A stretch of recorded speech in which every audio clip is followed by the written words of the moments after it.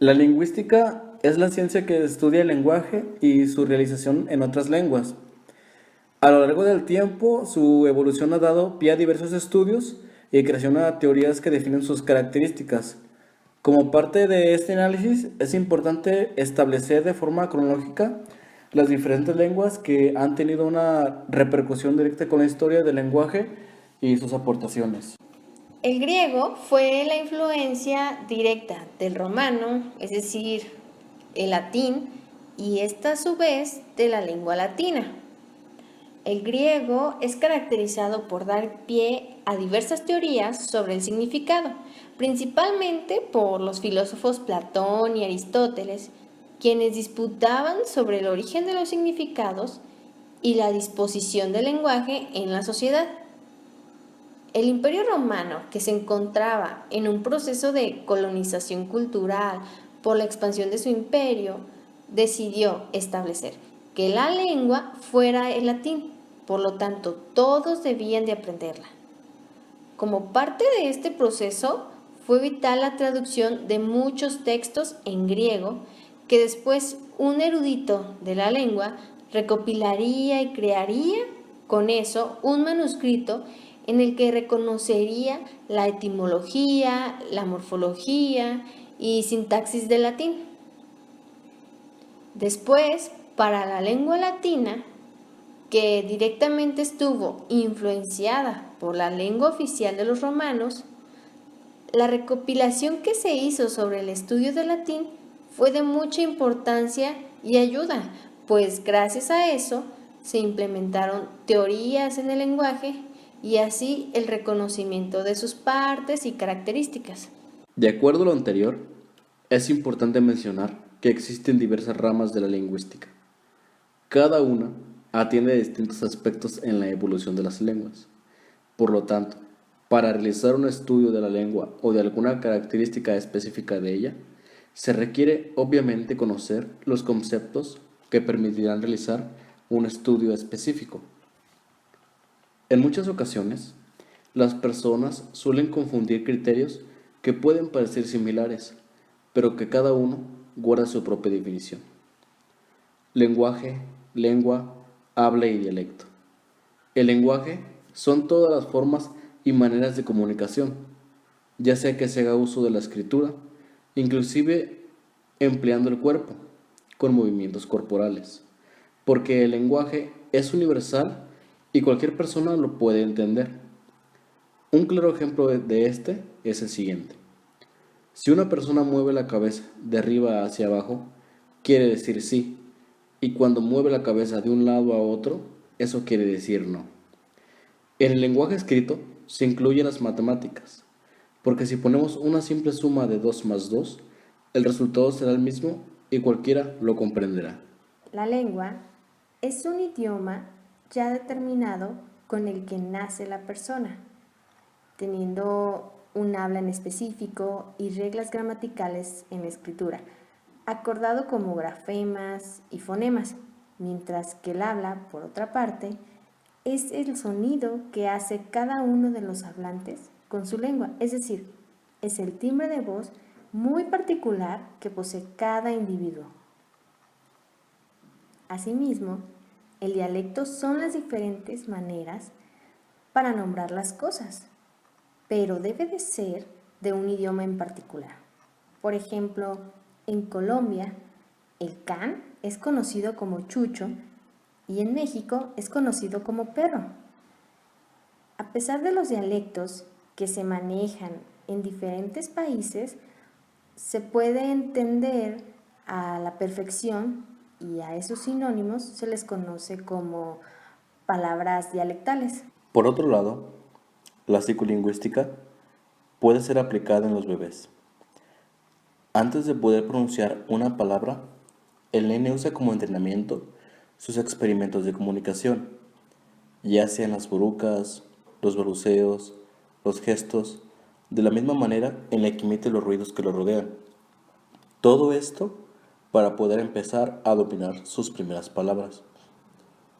Cuando el crío tiene 24 semanas en el útero de la madre, su oído interno se desarrolla, por lo que es capaz de escuchar los ruidos que se encuentran en el exterior, permitiendo familiarizarse con las voces de sus padres, generando una comunicación constante. Según Skinner, menciona que los niños se basan en los principios de las conductas. Este término coloca al infante como un receptor pasivo que aprende mediante los refuerzos y limitación del habla de sus progenitores. Cuando el bebé nace, sus primeras fuentes de comunicación es el llanto, y la madre, por instinto, sabe que tiene que atenderlo. Rupert T. y E. Williams señalan que el niño, a los 3 meses de nacido, pueden diferenciar las diferentes partes del lenguaje: voces, sonidos de la naturaleza, gestos de las personas, etc. Siguiendo con la sociolingüística, se entiende la relación que puede haber entre una lengua y una sociedad, variando con los distintos factores que pueden existir, acoplados a la edad, género, estrato socioeconómico, nivel de educación, procedencia geográfica y el rol social. En la procedencia geográfica siempre se encontrarán regionalismos adjuntados con una lengua, conocidos como dialectos, y en la mayoría de las veces escuchar un dialecto permite reconocer el lugar de origen de una persona. Fernando Moreno dice que la edad de los hablantes es uno de los factores sociales que con mayor fuerza y claridad pueden determinar los usos de una comunidad de habla. Cuando una persona va creciendo, su lenguaje y su forma de hablar van cambiando. Por ejemplo, no sería común escuchar a un niño diciendo la palabra brother a menos que esté tomando clases de inglés o que esté hablando con un amigo o a su propio hermano. Quizás en su etapa de la adolescencia podemos escucharlo mencionar esa palabra. Es aquí en donde la edad se relaciona con la sociolingüística. Los aportes lingüísticos de Saussure se publicaron en su obra Cursos de Lingüística General. En ella estableció una teoría estructuralista del lenguaje que supone una ruptura con la tradición histórica de la lingüística, pues se centraba en el análisis de las lenguas. Contrario a eso, esta teoría confirmaba que se deben estudiar las lenguas, atendiendo a su realidad y no solo a su evolución. Siguiendo con sus aportaciones, Saussure establece una serie de dualidades, es decir, define la lengua como un sistema de signos lingüísticos, mientras que el habla lo establece como un acto particular por lo que el emisor cifra un mensaje utilizando el código lingüístico. Además, refiere que el significante es la imagen que tenemos en nuestra mente de una cadena de sonidos que nos permite pensar en palabras.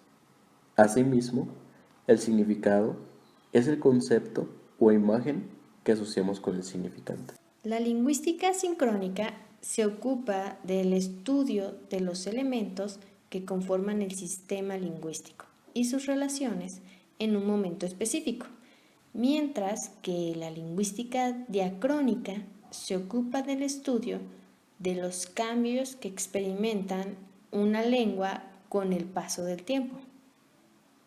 Esas dos maneras de estudiar el lenguaje desarrollan parte fundamental de la descripción de hechos lingüísticos.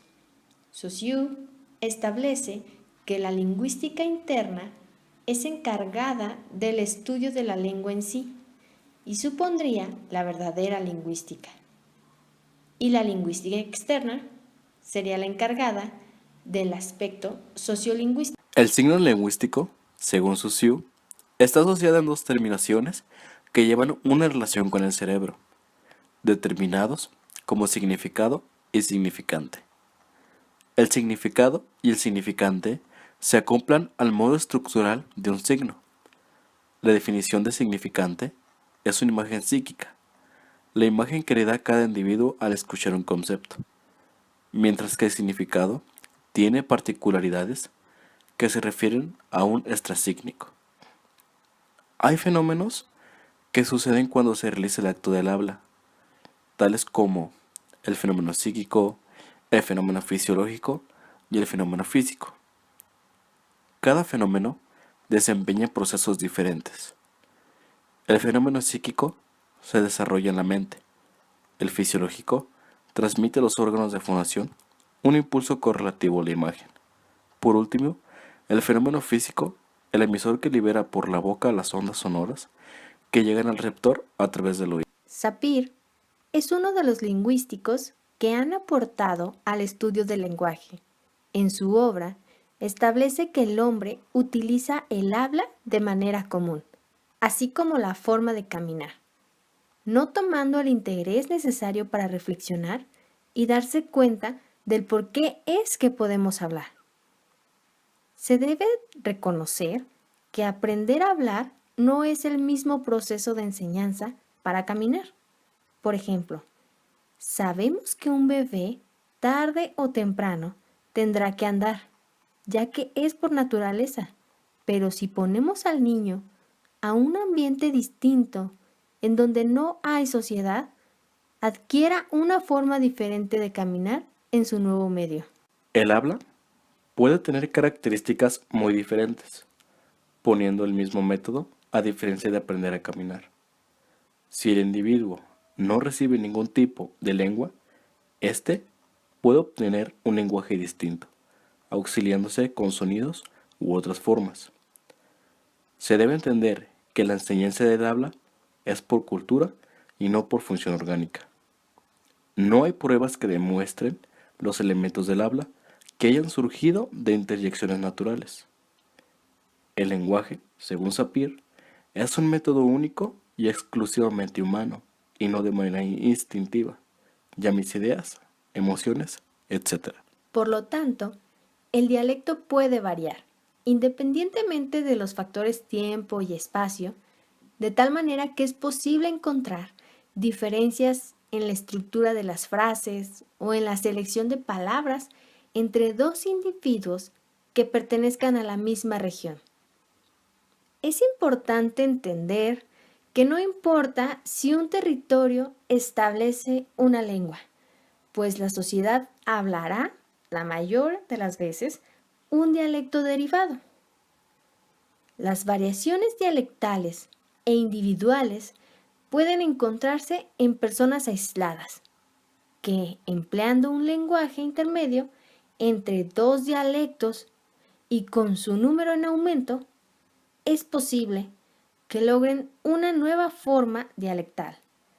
Por lo tanto, con el tiempo, ese nuevo dialecto llegará a absorber a los que les dieron origen. Este tipo de hechos en la historia del lenguaje están estrechamente relacionados con los fenómenos sociales, económicos y culturales.